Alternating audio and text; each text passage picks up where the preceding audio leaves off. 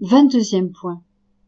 Ces vérités concernant la divine volonté vont renouveler l'Église et transformer la face de la terre. Tome 16, 10 février 1924. Je réfléchissais sur ce que j'avais écrit ces derniers jours et je me disais que ce n'étaient pas des choses vraiment nécessaires et sérieuses et que j'aurais pu m'abstenir de les mettre sur papier. Mais que, cependant, l'obéissance me demandait de le faire, c'est-à-dire que j'étais dans l'obligation de dire fiat, même en cela. Jésus me dit, « Ma fille, tout ce que je t'ai fait écrire était nécessaire pour faire connaître la manière de vivre dans ma volonté. En ne disant pas tout, tu causerais un manque quant à la manière de vivre dans ma volonté, et conséquemment, on ne connaîtrait pas tous ses avantages.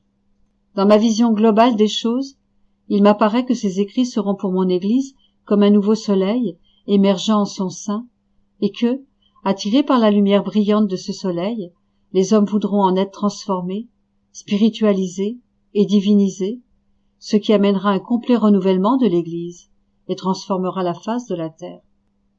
La doctrine concernant ma volonté est la plus pure, la plus belle.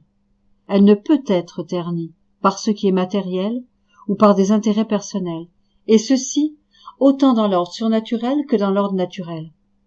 Elle sera comme un soleil, toujours plus pénétrante, plus féconde, plus considérée et acceptée.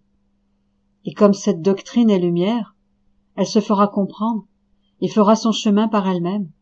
Elle ne sera pas sujette au doute ou soupçonnée d'erreur. Si quelques mots ne sont pas compris, ce sera par excès de lumière, laquelle, éclipsant l'intellect humain, fera que les créatures ne seront pas en mesure de comprendre toute cette vérité. Mais on n'y trouvera pas un mot qui ne soit pas vrai.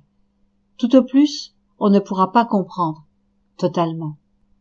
Voilà pourquoi, considérant le bien que j'y vois, je t'incite à n'omettre rien de ce que je te dis. Un simple mot ou une simple comparaison concernant ma volonté pourra s'avérer une rosée bénéfique pour les âmes, aussi bénéfique que la rosée sur les plantes après une journée de grande chaleur ou une averse après des mois de sécheresse. Tu ne peux comprendre tout le bien, la lumière, la force que peut renfermer un simple mot. Mais ton Jésus le sait et connaît ceux qui pourront en tirer profit et tout le bien qui pourra en résulter. Pendant qu'il disait cela, il me fit voir au milieu de l'église une table, et tous les écrits sur la divine volonté disposés sur cette table. Plusieurs vénérables personnes étaient autour de la table, et furent transformées en lumière, et divinisées, et quand elles partirent, elles communiquèrent la lumière à ceux qu'elles rencontraient.